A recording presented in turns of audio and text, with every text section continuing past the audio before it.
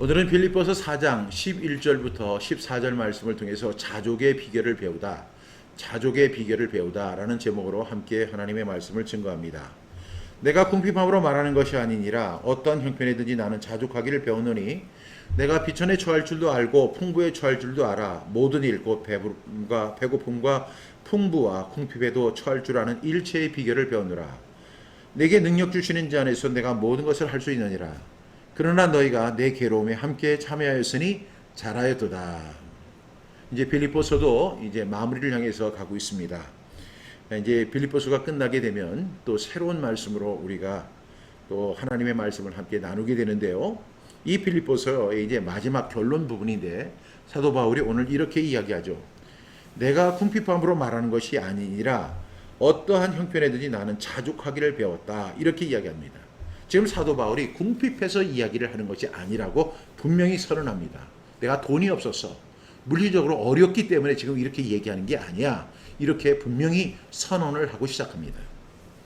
내가 궁핍함으로 말하는 것이 아니라 어떠한 형편에든지 나는 자족하기를 배웠다. 이렇게 이야기합니다. 어떠한 형편에든지 나는 자족하기를 배웠다라고 이야기합니다. 빌립보 성도들의 물질적 도움이 바울의 불만을 해소하고 기뻐했다는 말로 해석될 수 있지만 사실은 그런 것이 아닙니다. 바울은 어떠한 환경에서도 자족하는 법을 배웠다라고 이렇게 이야기하는 것입니다. 여러분, 세상에 많은 사람들이 물질을 추구하며 살아갑니다. 그런데 이 물질에는요, 만족함, 자족함이라는 것이 없어요. 그래서 사도 바울은 이렇게 얘기하면 내가 궁핍해서 말하는 것이 절대 아닌데 어떠한 형편에든지, 어떠한 형편이라고 하는 것이 바로 이제 12절에 나옵니다. 비천에 처할 줄도 알고 풍부에 처할 줄도 알고 모든 일, 배부름과 배고픔, 풍부와 궁핍 이렇게 이야기하죠.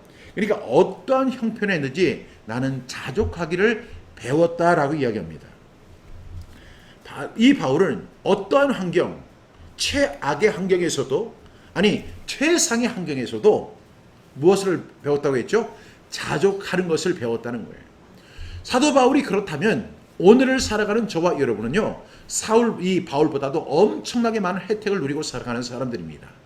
그렇기 때문에 우리는요, 뭘 해야 돼요? 자족하기를 배워야 돼요. 자족하기를 배워야 돼요. 자족하는 비결을 배워야 될 줄로 믿습니다. 12절 말씀해 보니까 나는 비천에 처할 줄도 알고 풍부에 처할 줄도 알아. 모든 일 곧 배부름과 배고픔과 풍부와 궁핍에도 처할 줄 아는 일체의 비결을 배웠다. 그래서 오늘 제목이 뭐예요? 자족의 비결을 배우다 하는 거예요. 비천에 처할 줄도 알고 풍부에 처할 줄도 알아서 일체의 비결을 배웠다. 아주 정말로 비천에 처하는 상황 그리고 풍부에 처하는 그런 일체의 비결을 배웠다. 그러면서 나는 비천에 처할 줄도 알고 안다 이렇게 이야기하죠. 풍부에 처할 줄도 안다 이렇게 이야기합니다. 이 안다라는 것이 도대체 무엇을 안다는 것일까요? 이 안다는 것은 헬라어로 에이도 또는 오이도라고 이렇게 이야기하는데 이것은 보다, 인식하다, 주목하다 이런 의미입니다. 나는 지금 비천에 처할 줄도 주는 것을 보고 인식하고 주목한다는 거죠. 그 다음에 풍부에 처하는 것도 보고 인식하고 주목한다는 거예요. 이 말은 우리가 헬라에서 기노스코라고 하는 말이 있죠. 기노스코. 이 기노스코는 이제 경험적으로 아는 것이 있어요. 경험적으로 아는 것이 있는데 그 경험적으로 아는 것이 아니라 어떻게 아느냐면 아주 구분된 통찰력을 가지고 이 상황을 안다는 거예요. 풍부에 처할 줄도 알고 비천에 처할 줄도 아는데 이것을 그냥 내가 경험적으로 나 이거 충분히 감당할 수 있어 이렇게 이야기하는 것이 아니라 어떻게 이야기하는 것이라고요? 구분된 통찰력을 가지고 이야기하는 거예요. 보다, 인식하다, 주목한다. 그러니까 사도 바울은 풍부에 대해서도 주목했어요. 인식했어요. 그리고 봤어요. 그리고 비천에도 봤어요. 인식했어요. 그리고 이해했어요. 그렇게 그것을 갖다가 아주 그 체험적인 것이 아니라 이 사람은 어떻게 구분된 통찰력. 내가 왜 이 비천에 처하고 내가 왜 풍부에 처하는지 그 이유를 안다는 것입니다. 여러분 11절에서 12절까지 우리가 이렇게 함께 말씀을 나눴는데 이 말씀을 통해서 보니까 뭐가 나오냐면 내가 배웠다 이런 말이 계속해서 나와요. 오늘 그 11절에 보니까 내가 궁핍함으로 말하는 것이 아니니라 어떠한 형편든지 나는 자족하기를 배웠다 이렇게 이야기하죠. 그 다음에 12절에 보니까 나는 비천에 처할 줄도 알고 풍부에 처할 줄도 알아 모든 일 곧 배부름과 배고픔과 풍부와 궁핍에 또한 처할 줄 아는 일체의 비결을 뭐 했다? 배웠다는 거예요. 그러니까 지금 이 사도 바울이 내가 안다고 하는 것은 이 오이도라고 하는 말인데 이것은 구분해서 보는 거예요. 주목해서 보는 거예요. 그러니까 내가 궁핍이 찾아왔어요. 그 다음에 풍부가 찾아왔어요. 이것을 내가 그냥 주관적으로 생각하고 그냥 뭐 경험적으로 이해하는 것이 아니라 이것을 정확하게 이해를 하는 거예요. 이 풍부에 대해서도 정확하게 이해하고 비천에 대해서도 충분히 이해한다는 거예요. 그러면서 내가 그렇게 알게 된 이유가 뭐냐면 나는 배웠기 때문이다 라고 이야기합니다. 무엇을 배웠을까요? 무엇을 배워서 안다고 사도 바울은 이야기했을까요? 여러분 이 사도 바울이 참 학식이 많은 사람입니다. 똑똑한 사람이에요. 그리고 이 성경을 13권이나 이렇게 쓴 사람이에요. 그렇게 똑똑하고 복음을 잘 전하고 가말리엘 문화에서 자라가지고 학식이 굉장히 많은 사람이에요. 그런데 이 사도 바울이 지금 뭐라고 하냐면 나는 배웠다 이렇게 이야기합니다. 나는 어떤 형편이 나는 자족하기를 배웠다. 12절에 일체의 비결을 배웠다라고 이야기합니다. 사도 바울이 이렇게 주목하고 통찰력 있게 그 상황을 바라볼 수 있었던 것은 어떤 연유에서 가능하냐면 그것을 배웠기 때문이라는 거예요. 배우셔야 돼요. 여러분 내가 일체의 비결을 내가 알고 싶고 갖고 싶지만 그것이 왜 우리의 일상 속에서 잘 이루어지지 않을까요? 우리는 그냥 단순한 피상적 지식에 머물러 있기 때문에 그런 거예요. 이걸 어떻게 해야 돼요? 배워야 돼요. 배워야 됩니다. 사도 바울은 이 성경에 대해서 이야기할 때 그 믿음의 아들 디모데에게 이렇게 가르치죠. 디모데후서 3장 14절에 보니까 너는 배우고 확실한 일에 거하라 그랬어요. 사도 바울은 이 디모데를 사랑한다, 내가 너의 수고를 안다 이렇게 이야기도 하지만 가장 중요한 메시지가 뭐냐면 너는 배우고 확실한 일에 거하라는 거예요. 배우고 확실한 일에 거하라는 거예요. 사도 바울이 이런 비천과 풍부에 처했다는 일체의 비결을 알았던 이유도 어떻게 했기 때문에 배우고 확실한 일에 거했기 때문에 그런 거예요. 그러니까 이 배운다와 확실하는 일에 거한다는 것은 두 문장으로 보이지만 이 원어로 직역하면 어떤 것이냐면 네가 배우는 것에 거하라는 거예요. 네가 배우는 것에 거하라는 것입니다. 우리는 디모데후서 3장 14절에서 너는 배우고 확실한 일에 거하라 이렇게 말씀하고 있잖아요. 근데 이것을 원어로 보면 네가 배우는 것에 거하라는 거예요. 너 배웠으면 그대로 실행해 이렇게 이야기하는 겁니다. 그러니까 배운 지식에 자신의 삶을 놓겠다는 겁니다. 배우는 것과 일상이 따로 노는 따로국밥 같은 그런 것이 아니라 하나님의 말씀을 배웠다면 배운 대로 일상 속에서 그것을 살아내라는 거예요. 이것이 바로 너는 배우고 확실한 일에 거하라는 거예요. 사도 바울은 이렇게 위대한 사역을 감당하고 또 믿음의 아들 디모데를 훈육할 때도 항상 너는 배우고 나는 배웠다 이런 이야기를 많이 합니다. 여러분 하나님의 말씀을 배우셨습니까? 그러면 배운 대로 일상 속에서 살아내셔야 됩니다. 많은 사람들이 그 말씀을 배웠어요. 그런데 그 말씀대로 살아내지 못하면 여러분들은 뭐예요? 듣고 행하지 않는 악한 사람이에요. 저도 그렇고 여러분도 마찬가지예요. 여러분 차라리 그런 말씀을 안 들었고 배우지 않았다면 우리는 자유로울 수 있어요. 그러나 배우고 확실한 일에 거하는 것은 배운 일에 거하는 것을 의미합니다. 여러분 우리가 사역을 하다 보면 사역의 현장에서 늘 나타나는 문제는 비천의 상황입니다. 그 목회자가 이렇게 되고 이 주의 종이 되겠다고 이렇게 하다 보면 제일 먼저 찾아오는 그러니까 모든 사람 다 그렇지 않겠지만 대부분의 그 사람들에게 찾아오는 것이 비천의 상황입니다. 그러다가 또 시간이 지나면 하나님께서 은혜를 주셔서 풍부의 상황에도 처할 수 있게 됩니다.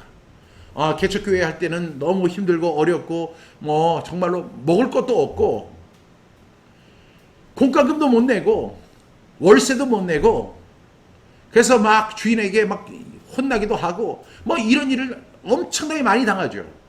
그럴 때마다 엄청 자존심이 상할 수 있을 것입니다. 그런데 꼭 그런 상황만 있는 게 아니에요. 어떤 경우에 보니까 풍부의 상황도 옵니다. 그러나 이런 비천과 풍부, 즉 배부름과 배고픔, 풍부와 궁핍에도 굴복하지 않는 비결이 사도 바울에게는 있었습니다. 그것은 바로 재물을 보화로 삼는 것이 아니라 하나님 자체가 그의 비결이었습니다. 사도 바울은 그리스도의 십자가 외에 다른 것은 만족의 대상이 되지 않는다라고 이야기합니다. 사도 바울의 저정은 뭐냐면 배우고 확실한 일에 거했어요. 그러면 사도 바울은 무엇을 배우고 확실한 일에 거했을까요? 그것은 바로 우리가 지금 4장을 함께 나누고 있는데 3장에서 그것을 충분히 설명하고 있죠. 빌립보서 3장 7절부터 8절 말씀해 보니까 그러나 무엇이든지 내게 유익하던 것을 내가 그리스도를 위하여 다 해로 여길 뿐더러 또한 모든 것을 해로 여김은 내 주 그리스도 예수를 아는 지식이 가장 고상함을 인한 때문이라. 내가 그를 위하여 모든 것을 잃어버리고 배설물로 여김은 그리스도를 얻고라고 이야기합니다. 지금 사도 바울은 어떤 물질적 상황이 그의 어떤 사역을 좌우하는 것이 아니었습니다. 또한 그 물질적 그 풍부함을 위해서 사역하는 것이 아니었습니다. 사도 바울은 오로지 무엇인지 내게 유익하던 것. 여러분, 돈이 많으면 유익하죠. 좋은 옷이 있으면 유익하죠. 좋은 차를 타고 있으면 유익하죠. 그리고 좋은 집에 살면 유익하죠. 좋은 교회 환경을 갖고 있으면 유익하죠. 그런데 그런 것에 기준을 두지 않았다는 겁니다.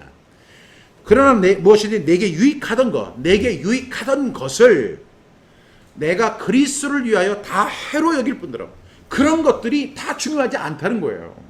그냥 그리스도가 가장 중요하다는 거예요. 8절에 또한 모든 것을 해로 여기면 그 외의 모든 요소들, 우리가 추구하는 물질주의자들이 추구하는 것이 뭐예요? 돈 많이 벌어야 되겠다. 좋은 집에 사야 되겠다. 좋은 아파트 들어가야 되겠다. 좋은 차 타야 되겠다. 좋은 시계 사야 되겠다. 좋은 옷을 입어야 되겠다. 좋은 구두 신어야 되겠다. 그리고 좋은 곳에 가서 음식을 먹어야 되겠다. 여러분, 이것이 성공하는 사람들의 그 추구하는 양식들이잖아요. 돈이 많으면 얼마든지 그런 삶을 누릴 수가 있습니다. 그런데 사도 바울은 그런 것들을, 모든 것을 해로 여겼다는 거예요. 그런 건 중요하지 않다는 거예요. 그러면서 그렇게 여겼던 이유는 내 주 그리스도 예수를 아는 지식이 가장 고상하기 때문이에요. 여기서 해답이 나오죠. 뭐예요? 내 주 그리스도 예수를 아는 지식이 가장 고상하다. 이렇게 이야기합니다. 여러분, 그래서 내 주 그리스도 예수를 아는 것이 가장 고상하기 때문이다. 그 세상에 많은 것들이 있지만 진짜로 고상한 것은 뭐냐면 내 주 그리스도 예수를 아는 지식, 예수 그리스도를 아는 지식이 가장 고상하다는 거예요. 여러분, 사도 바울은 배우고 확실한 일에 거하였습니다. 그 배우고 확실한 일에 거한 것이 뭐예요? 바로 내 주 그리스도 예수를 아는 것에 배우고 확실한 일에 거했다는 것입니다. 그러면서 계속 이야기하죠. 내가 그를 위하여, 그가 누구죠? 예수님. 내가 그를 위하여 모든 것을 잃어버리고. 여러분, 우리가 한번 생각해 보세요. 사도 바울이 비천에 처할 줄 알고 풍부에 처할 줄도 알았어요. 근데 비천은 얼마든지 잘 살 수 있었고, 좋은 집에 살 수 있었고, 좋은 환경 속에 있을 수가 있었고, 좋은 옷을 입고 있을 수 있었어요. 당시에도. 그리고 많은 수입을 올리면서 자족하면서 살아갈 수 있었습니다. 그런데 사도 바울은 내가 모든 것을 잃어버렸다는 거예요. 왜? 그리고 배설물로 여겼다는 거예요. 그것은 뭐냐면 그리스도를 얻는 것이 가장 고상하기 때문이다. 그리스도를 얻는 것. 여러분, 13절 말씀 우리 함께 보겠습니다. 내게 능력 주시는 자 안에서 내가 모든 것을 할 수 있느니라. 바울은 문자 그대로 무엇이든 주님 안에 다 할 수 있었을까요? 바울이 다 할 수 있다고 말한 것은 어떤 일을 주께서 명하셨으면 그 일을 할 수 있는 능력이 자신에게 있다는 것을 의미하는 거예요. 내가 풍부에 처할 줄도 알고 비천에 처할 줄도, 배고픔, 배부름, 풍부, 귀천, 그러니까 일체의 비결을 다 알고 있었습니다. 그러면서 내게 능력 주시는 그분 안에서 내가 모든 것을 할 수 있다라고 이야기합니다. 여기서 능력이라고 하는 말이 헬라어로 이제 여러분 너무나 잘 아시죠? 디나미스. 여기서 무슨 단어가 나왔죠? 다이나마이트가 나왔잖아요. 그러니까 이 능력이 헬라어로 디나미스인데 이 디나미스에서 다이나마이트, 폭발, 크게 폭발하는 다이나마이트가 나왔습니다. 근데 이 능력이라는 말이 헬라어로 디나미스인데 이것은 무엇을 할 수 있다, 무엇을 가능케 하다 하는 거예요. 그런데 이 디나미스라는 것이 성경에서는 뭐라고 이야기하냐면 초자연적인 기원과 성격을 가진 일이다. 그리고 자연적인 도구나 수단으로 생길 수 없는 일을 말하는 것이다. 그러니까 지금 사도 바울은 풍부에도 처할 줄 알고 비천에 처할 줄도 알고 일체의 배고픔, 배부름, 풍부, 기초 다 할 수 있어요. 근데 그거보다 더 중요한 것이 있어요. 그분이 내게 능력을 주신다는 거죠. 그 디나미스를 주시는데 그 능력은 세상이 주는 능력이 아니라는 것입니다. 여기서 할 수 있다는 것은 그의 생활상의 풍부와 비천뿐 아니라 하나님을 섬기면서 겪는 모든 고난과 역경의 일체를 말하는 것입니다. 여러분, 어려운 것은 어려운 것입니다. 힘든 것은 힘든 것이죠. 그리고 고통은 고통스러운 거예요. 바울은 이런 현실을 부정하지 않습니다. 그래서 오늘 마지막 절에 보니까 14, 그러나 너희가 내 괴로움에 함께 참여했다. 바울은 그것을 한마디로 뭐라고 정의했냐면 괴로움이라고 했어요. 여러분, 가난에 처하고 배고픔에 처할 때 얼마나 괴로워요. 여러분, 사도 바울은 그런 현실을 부정하지 않았어요. 그렇지만 동시에 현실에 굴복하지도 않았어요. 왜냐하면 그 현실보다 더 큰 디나미스, 주님이 주시는 능력, 초자연적인 능력, 그리고 자연적인 도구나 수단으로 할 수 없는 그런 능력을 주님께서 주셨기 때문입니다. 저와 여러분이 그러한 은혜를 추구하며 살아가는 저와 여러분 될 수 있기를 간절히 바랍니다. 바울은 현실을 부정하지 않았지만 현실에 굴복하지 않았습니다. 현실보다 더 큰 힘의 원천, 그 능력이 우리 예수 그리스도 안에 있음을 그는 알고 있었기 때문입니다. 그래서 이 고린도후서 12장 9절에서 바울이 이렇게 말씀했죠. 내 능력이 약한 데서 온전하여짐이라. 나는 비록 약해요. 나는 비록 부족해요. 나는 배고플 때 너무 힘들어요. 비천에 처할 때 그 상황이 너무 힘들어하고 괴로워요. 그러나 그 상황에 절대로 굴복하지 않았다는 거예요. 왜? 내게 능력 주시는 자 안에서 내가 모든 것을 할 수 있기 때문입니다. 사랑하는 여러분, 우리가 여러 가지 어렵고 힘든 상황이 우리 앞에 놓여 있습니다. 그럼에도 불구하고 우리는 꼭 기억해야 돼요. 그 능력은 내 능력이 아니에요. 주님이 주시는 능력입니다. 그래서 내 능력이 약한 데서 하나님의 능력이 온전하여지는 역사가 일어나기를 간절히 축복합니다. 14절 말씀, 그러나 너희가 내 괴로움에 함께 참여하였으니 잘하였도다. 내 괴로움에 함께 참여했다는 거예요. 빌립보 교회 성도들에게 이야기하는 겁니다. 빌립보 성도들이 이 사도 바울이 참 어려움에 처했을 때 함께 참여를 해줬어요. 물질로 이렇게 후원을 해주고 지원을 해주고 기도해주고 또 찾아와 줬습니다. 이러한 것들을, 그래서 바울은 그러나 너희가 내 괴로움에 참여하였으니 어떻게 했다고요? 잘하였도다. 제가 지금까지 사역을 하면서 참 성경 암송학교라고 하는 사역을 제가 감당하면서 제가 솔직하게 드릴 수 있는 고백이 바로 이런 고백이라고 저는 생각해요. 여러분, 많은 사람들이 저의 그 신학교 동기들을 다 목회를 합니다. 그리고 저희 나이 정도 되면 그래도 다 이렇게 누릴 수 있는 위치에 있어요. 사회적, 교회적으로도 그렇고, 안정된 그런 상황에 놓여 있습니다. 근데 성경암송학교 사역은 절대로 그렇지가 않아요. 시간이 지나면 지날수록 더 어려워지는 것이 성경암송학교의 사역입니다. 어떤 교회는 목사님들이 좋은 차도 타고 다니고, 헌금도 많이 들어오고, 그 다음에 건물도 멋지게 짓고, 그런데 성경암송학교는 감히 그런 것을 상상도 할 수가 없어요. 한 달을 버티는 것이 능력이에요. 근데 그 능력이 누구에게 나오냐? 저에게서 나온 능력이 절대 아닙니다. 주님이 내게 능력 주시는 자 안에서 내가 모든 것을 할 수 있는 거예요. 지난 10년을 이렇게 돌아보면서 하나님 앞에 너무너무 감사하는 것이 바로 그거예요. 한 번도 염려하지 않았던 적이 없었던 것 같아요. 항상 넘쳤던 것보다 항상 부족했던 지난 10년의 시간이었어요. 그런데도 하나님께서 오늘까지 이렇게 성경암송학교를 유지시켜 주시고 보존시켜 주시고 그 사역을 감당할 수 있도록 인도해 주셨어요. 여러분, 사람이 월급 받는 게 굉장히 좋잖아요. 그렇게 힘든 일을 하면서도 월급날을 기다리면서 살아가는 그것이 아주 또 그 묘미가 있습니다. 그런데 성경암송학교는 그런 기대되는 게 하나도 없어요.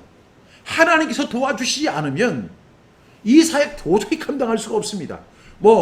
우리 어떤 사람이 11조를 하는 것도 아니고 감사헌금을 드리는 것도 아니고 주정헌금을 드리는 게 아니에요.